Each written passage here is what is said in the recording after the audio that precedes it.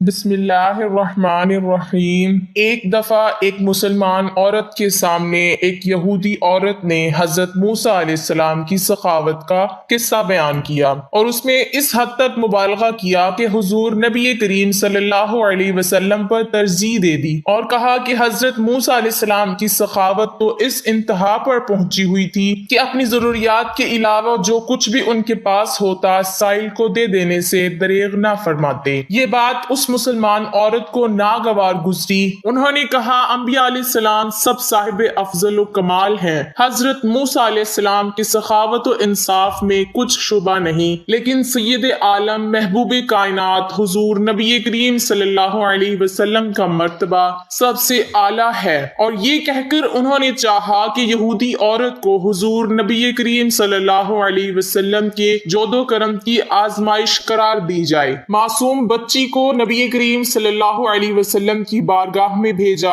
کہ جاؤ اور آپ صلی اللہ علیہ وسلم سے ان کی قمیض مانگ لائے۔ وہ بچی حضور نبی کریم صلی اللہ علیہ وسلم کی بارگاہ میں حاضر ہوئی اور سلام عرض کیا۔ آپ صلی اللہ علیہ وسلم سے بچی نے عرض کی، یا رسول اللہ مجھے آپ کی قمیض چاہیے۔ اس وقت حضور نبی کریم صلی اللہ علیہ وسلم کے پاس ایک ہی قمیض تھی جو اس وقت زیب تن تھی۔ حضور صلی اللہ علیہ وسلم نے وہی قمیض اتار کر اس بچی کو عطا فرما دی۔ بچی آپ کی قمیض مبارک لے کر جب اس یہودی عورت کے سامنے آئی تو وہ دنگ رہ گئی اور بول اٹھی، واقعی حضور نبی کریم صلی اللہ علیہ وسلم کا مرتبہ سخاوت کہیں بلند ہے۔ بلکہ ایک مرتبہ حضرت بلال رضی اللہ تعالی عنہ سے کسی نے پوچھا کہ آپ نے پہلی دفعہ حضور کو کیسے دیکھا؟ بلال رضی اللہ تعالی عنہ فرماتے ہیں، میں مکے کے لوگوں کو بہت ہی کم جانتا تھا کیونکہ غلام تھا، اور عرب میں غلاموں سے انسانیت سوز سلوک امن تھا،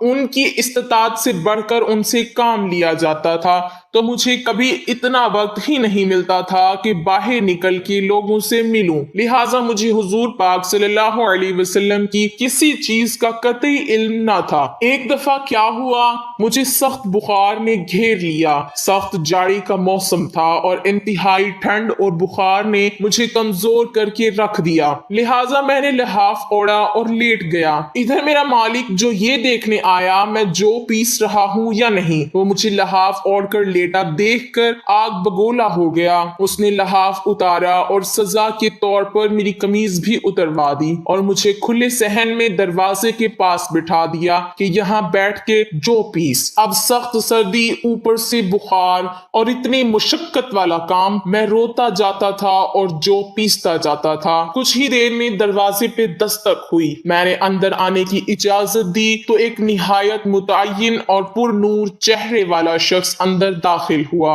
اور پوچھا کہ جوان روتے کیوں ہو؟ میں نے جواب میں کہا، جاؤ اپنا کام کرو، تمہیں اس سے کیا؟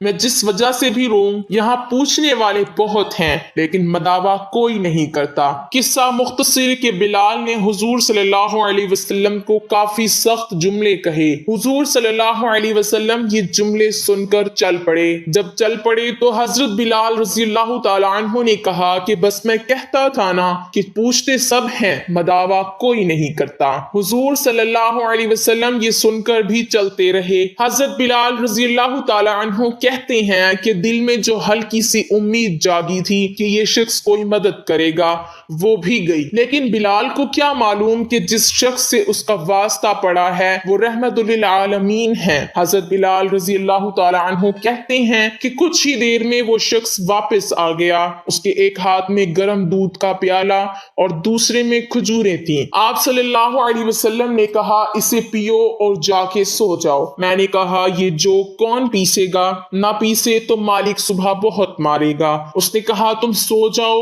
یہ پیسے ہوئے مجھ سے لے لینا۔ بلال سو گئے اور حضور صلی اللہ علیہ وسلم نے ساری رات ایک اجنبی حبشی غلام کے لیے چکی پیسی۔ صبح حضرت بلال رضی اللہ تعالی عنہ کو پسے ہوئے جو دیے اور چلے گئے۔ ایک رات پھر ایسا ہی ہوا، دودھ اور اور دوا بلال کو دی اور ساری رات چکی پیسی۔ ایسا 3 دن مسلسل کرتے رہے جب تک کہ بلال ٹھیک نہ ہو گئے۔ یہ تھا وہ تعارف جس کے بدن سے اس لافانی عشق نے جنم لیا کہ آج بھی بلال کو پہلے عاشق رسول اور بعد میں صحابی رسول کہا جاتا تھا۔ انہوں نے حضور صلی اللہ علیہ وسلم کے وصال کے بعد آذان دینا بند کر دی، کیونکہ حضور صلی اللہ علیہ وسلم کی یاد میں ہچکیاں بن جاتی تھیں اور زار و قطار رونے لگتے تھے۔ آپ رضی اللہ تعالی عنہ ہجرت کر کے شام چلے گئے اور حضور پاک صلی اللہ علیہ وسلم کی وصال کے بعد بس 2 مرتبہ آذان دی، ایک مرتبہ بیت المقدس کی فتح پر حضرت عمر رضی اللہ تعالی عنہ کے کہنے پر، اور دوسری مرتبہ حضرت بلال رضی اللہ تعالی عنہ رات کو سوئے ہوئے تھے تو نبی پاک صلی اللہ علیہ وسلم خواب میں آئے اور فرمایا، بلال اتنی سردی مہری ہے کہ اتنا عرصہ گزر گیا تم ہمارے پاس آتے ہی نہیں۔ جہاں محبت ہوتی ہے وہاں محبت میں شکوے بھی ہوتے ہیں۔ تو حضرت بلال رضی اللہ تعالی عنہ کی فوراً آنکھ کھل گئی۔ بیوی سے فرمایا، ابھی تیاری کرو، میں ابھی رات کو ہی سفر کرنا چاہتا ہوں، میں صبح کا انتظار نہیں کرنا چاہتا۔ بیوی نے سامان باندھ دیا، چل پڑے اور مدینہ منورہ پہنچ گئے۔ مسجد نبوی میں حاضر ہوئے اور نبی پاک صلی اللہ علیہ وسلم کی خدمت میں انہوں نے سلام پیش کیا تو اتنے میں نماز کا وقت ہو گیا۔ صحابہ کرام حضرت بلال رضی اللہ تعالی عنہ سے آذان دینے کی فرمائش کرنے لگے۔ حضرت بلال رضی اللہ تعالی عنہ نے منع فرما دیا۔ اتنے میں 2 شہزادے آ گئے، حضرت امام حسن اور حضرت حسین رضی اللہ تعالی عنہ۔ اب حسنین کریمین نے بھی فرمائش کر دی تو ان کی فرمائش منع نہیں کر سکے، شہزادوں کی بات کو انکار کی گنجائش نہ تھی۔ تو حضرت بلال رضی اللہ تعالی عنہ نے آذان دینا شروع کر دی، اللہ اکبر کہا تو صحابہ کرام نے وہ آذان کی آواز سنی جو نبی پاک کے زمانے میں سنتے تھے تو نبی پاک صلی اللہ علیہ وسلم کی یاد میں جوش مارا،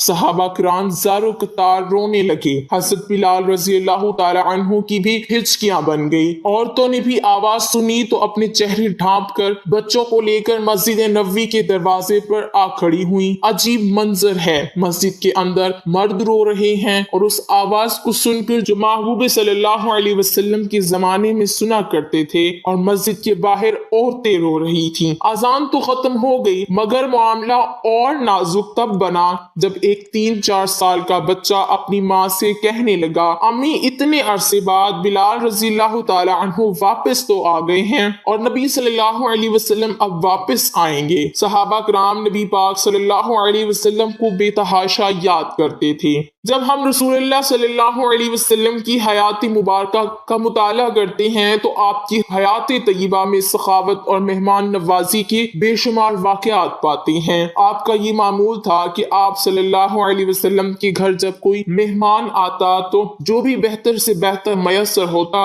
مہمان کی خدمت میں پیش فرماتے۔ بعض اوقات کھانے کے دوران اگر کوئی آ جاتا اسے بے تکلفی سے اپنے ساتھ شامل فرما لیتے۔ صحابہ میں جو بھی انتظامی ڈیوٹیاں تقسیم ہوتی ان میں سے آپ صلی اللہ علیہ وسلم اپنے ذمے بھی کچھ نہ کچھ ذمہ داری لیتے۔ جب کافی تعداد میں مہمان آ جایا کرتے تو آپ صلی اللہ علیہ وسلم صحابہ کرام میں مہمانوں کو تقسیم فرما دیتے اور اپنے ساتھ مہمانوں کو گھر لے آیا کرتے۔ حضرت ابو ہریرہ رضی اللہ تعالی عنہ بیان کرتے ہیں کہ ایک رات ایک کافر رسول اللہ صلی اللہ علیہ وسلم کے ہاں مہمان بنا۔ آپ نے اس کے لیے بکری کا دودھ لانے کا حکم فرمایا جو اس نے پی لیا، پھر دوسری اور تیسری یہاں تک کہ 7 بکریوں کا دودھ پی گیا۔ راوی کہتے ہیں کہ صبح اس نے اسلام قبول کر لیا۔ آپ صلی اللہ علیہ وسلم نے پھر اس کے لیے دودھ لانے کا کہا تو اس نے پی لیا، پھر آپ صلی اللہ علیہ وسلم نے دوسری بکری کا دودھ لانے کا کہا تو وہ پورا دودھ ختم نہ کر سکا۔